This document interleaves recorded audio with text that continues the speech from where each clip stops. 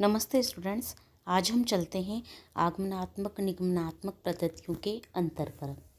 ये ज्ञान प्राप्त करने के दो तरीके हैं जो कई विचारक अपनाते हैं और हमें प्लेटो और अरस्तु में ये देखने को मिलता है। प्लेटो ने जहाँ निगमनात्मक पद्धति अपनाई है वहीं अरस्तु ने आगमनात्मक पद्धति अपनाई है। अब हम देखते हैं कि इनमें डिफरेंस क्या है। जो निगमनात्मक पद्धति होती है वह सामान्य से विशेष की ओर चलती है, जबकि आगमनात्मक पद्धति विशेष से सामान्य की ओर चलती है। अब ये सामान्य और विशेष क्या है? सामान्य का मतलब है एक सामान्य कथन जिसमें सभी समाहित हो, आगे सभी शब्द लगा रखा हो, एक सामान्य कथन। जैसे कि मान लीजिए उदाहरण से हम समझ लेते हैं कि सभी कौवे काले हैं, आगे लगा हुआ है सभी, यानी कि ये जो कालेपन की बात है वो सारे कौवों पे लागू है। तो ये हो गया जो कथन सभी पे लागू हो रहा है, सारी जाति पे लागू हो रहा है, वो हो गया सामान्य कथन।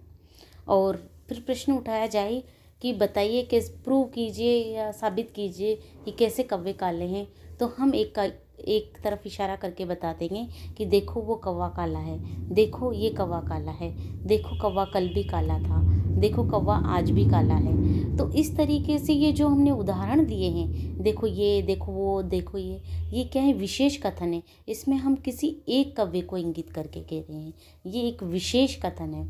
तो इसलिए जो निगमनात्मक कथन होता है उसमें हम सामान्य से विशेष की ओर चलते हैं, या कि पहले हम एक सामान्य वाक्य बोलते हैं, एक सामान्य बात कहते हैं, हम कहते हैं कि सभी कौवे काले हैं, फिर एक विशेष कौवे का उदाहरण देके बताते हैं कि देखो वो काला है इसलिए सारे कौवे काले हैं। ये होती है निगमनात्मक पद्धति। और आगमनात्मक पद्धति में हम इसके उल्टे चलते हैं। बिल्कुल, आगमनात्मक पद्धति में हम पहले उदाहरण देते हैं और उसके बाद फिर निष्कर्ष पर आते हैं।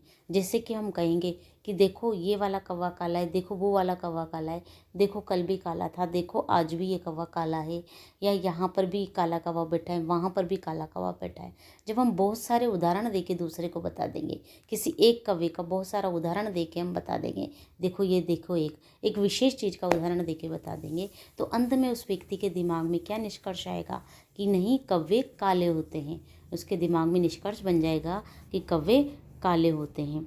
तो इस तरीके से इस पद्धति में जो आगमनात्मक पद्धति में है उसमें हम विशेष उदाहरण देकर सामान्य निष्कर्ष पर आते हैं, और जो निगमनात्मक पद्धति है उसमें हम पहले सामान्य निष्कर्ष निकाल लेते हैं, एक सामान्य बात कह लेते हैं और उस सामान्य बात के समर्थन में, अपनी सामान्य बात के समर्थन में हम उदाहरण देते हैं, एक विशेष किसी वस्तु का उदाहरण देते हैं और अपनी उस बात को तर्कपूर्ण तरीके से रखते हैं।